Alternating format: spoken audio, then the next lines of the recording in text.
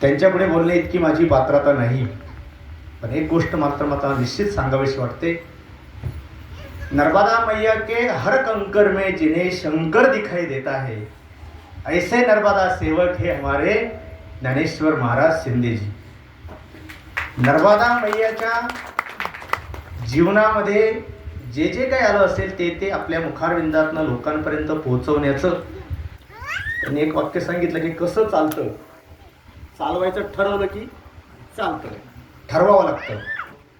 IAS IPS जी फार मोठ्या पदावरती लोक जातात त्यांना मोटिवेशनल स्पीकर ती त्यांची भाषणं ऐकतात आणि 70% 60% 40% मार्क घेणारा विद्यार्थीसुद्धा काय करतो 80-90% मार्क मिळवतो, मोटिवेशनल होतो।